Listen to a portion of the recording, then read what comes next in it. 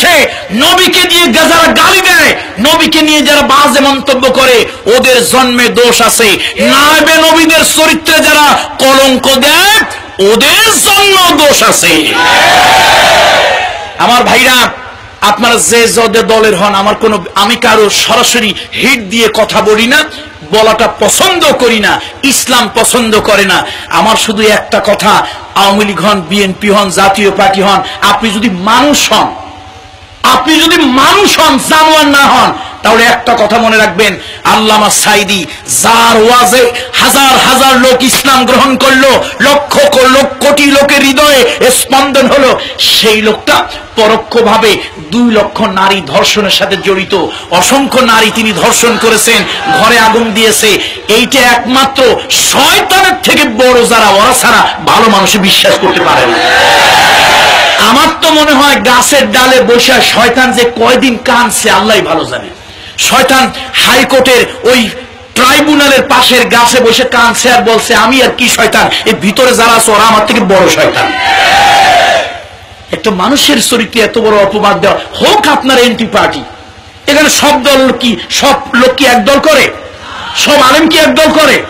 আপনি করতেই পারেন একটা দল, আমি একটা দল করতে পারি, আপনার আমার দল আলাদা হতে পারে, দল আলাদা, তাই বলে একটা মানুষের চরিত্রে এত বড় একটা কলঙ্ক দেবেন, এটা ঠিক না। সুতরাং যারা জেনে বুঝে দিয়েছে, ওদের জন্মে অবশ্যই দোষ আছে।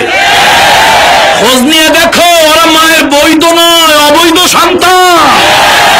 আর যারা আল্লাহর একজন ওলিকে এতগুলো জেনার তহমত দিয়েছে, আমার মনে হয় এটা যারা বিশ্বাস করে, ওরাও জেনায় জন্ম হয়েছে কিনা তার ঠিক না।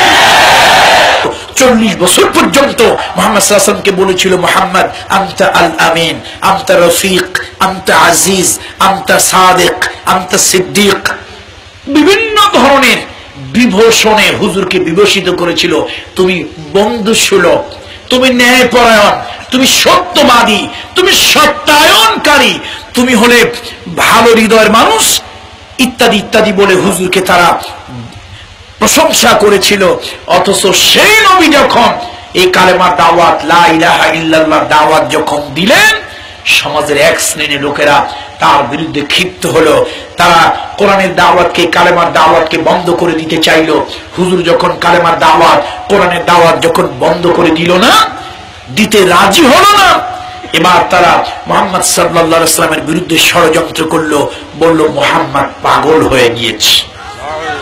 আমার নবীকে পাগল বলল, আল্লাহর আরশে গিয়ে ব্যথা লাগলো।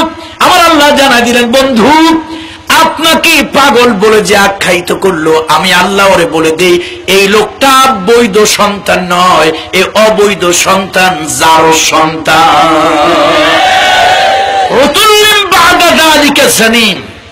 সে যার সন্তান, জেনার সন্তান। কোরআন যখন বলল এ কথা, যখন মক্কায় তেলাওয়াত হতে লাগলো, লোকেরা গিয়া ওয়ালিদ ইবনে মুগিরাকে বলল, আচ্ছা সত্যি কি তোমার জন্মে কোনো দোষ আছে? এখন ওয়ালিদ ইবনে মুগিরা চিন্তা করে, দুনিয়া সব উল্টায় যাবে, কিন্তু মুহাম্মদ কোনোদিন কি বলে না, কথা কয় না, কি বলে না, কি বলে না। হুজুর কখনো মিথ্যা বলেন না, মিথ্যা বলার কোন স্বভাব চরিত্র হুজুরের ছিল না, প্রশ্নই আসে না। ভাইরা আমার, এখন ছোট্ট বাচ্চারাও যদি রাস্তায় দেখে, জিজ্ঞেস করে, নেতা আপনার জন্মে কোনো দোষ টোষ আছে নাকি? হাটে ঘাটে মাঠে বাজারে যেখানেই পাবলিক দেখে, সেখানে ওয়ালিদ ইবনে মুগিরের কয়, কি ব্যাপার, তোমার জন্মে কোনো ত্রুটি আছে নাকি? তোমার জন্ম কি বৈধ না অবৈধ? শেষমেশ সহ্য করতে না পেরে একদিন পাগলের মতো হয়ে গেল, বাড়ি গেল। বাড়ি গিয়া বড় একটা তরবারি, তার বাপ তো নাই, মা তখনও জীবিত, বুড়া মায়ের কাছে বড় তরবারি নিয়ে বলল, এই বুড়ি, গোটা আরবের লোক জানে মুহাম্মদ কখনো মিথ্যা কথা বলে না, মুহাম্মদ সাল্লাল্লাহু আলাইহি ওয়াসাল্লাম মিথ্যা বলেন না। মুহাম্মদ আমার জন্মের উপরে কথা বলেছে, আমার জন্ম অবৈধ। বুড়ি, তুমি আমার মা, বলো। তরবারিটা যখন বের করেছে, বুড়ি মা থরথর করে কাঁপতেছে আর বলতেছে, বাবা আমারে মারিস না, আমি তো তোর মা। শোন, তুই যখন শুনতেই চাস, এতদিন বলি নাই, আজকে তাহলে বলি। তোর বাপ ছিল ওই আরব জাহানের সব থেকে বড় নেতা, বিরাট বড় নেতা, তোর বাপের হুঙ্কারে বাঘ আর ছাগল এক ঘাটে পানি পান করত, তোর বাপের হুঙ্কারে লোকজন থর থর করে কাঁপত, তোর বাপের সব ছিল, সহ্য বীর্য ছিল, তোর বাপের অস্ত্র ছিল, তোর বাপের নাম ডাক ছিল, টাকা পয়সা ধন দৌলত ছিল, কিন্তু তোর বাপের হেড অফিসে গন্ডগোল ছিল, মানে তোর বাপ ছিল নপুংসক। সব কথা ওয়াজের মাহফিলে ভেঙে বলা যাবে না, বুঝে নেবেন। কোন অফিসে গন্ডগোল? হেড অফিসে গন্ডগোল। এতদিন বিয়ে হইল, তোর বাপ আমার গর্বে কোনো বাচ্চা কাচ্চা দিতে পারলো না, আর আমি সন্তানের জন্য লালায়িত পাগল। শেষে মান সম্মান ভয় সব কিছু বাদ দিয়া তোর বাপ যখন আমার দিলের আশা পূর্ণ করতে পারলো না, আমার গর্বে কোনো বাচ্চা দিতে পারলো না, তখন রাতের বেলায় গোপনে গোপনে তোর বাপের ঘোড়ার আস্তাবলের রাখালদের সাথে অবৈধ কাজে আমি লিপ্ত হতাম। সেই অবৈধ কাজের ফসল হলি তুই। আচ্ছা বলেন, কোন নেতা যদি জানে তার জন্ম এমন, ওর বাইসে থাকা ভালো না গলায় কচু গাছে গলায় দড়ি নিয়ে মরা ভালো? যদি কেউ জানে তার জন্মে দোষ আছে, আমার মনে হয় ওর কচু গাছের সাথে গলায় দড়ি নিয়ে মরে যাওয়া ভালো। ভাই আমার তফসিরের ভিতরে এসেছে, নবীকে দিয়ে যারা গালি দেয়, নবীকে নিয়ে যারা বাজে মন্তব্য করে, ওদের জন্মে দোষ আছে। নায়েবে নবীদের চরিত্রে যারা কলঙ্ক দেয়, ওদের জন্ম দোষ আছে।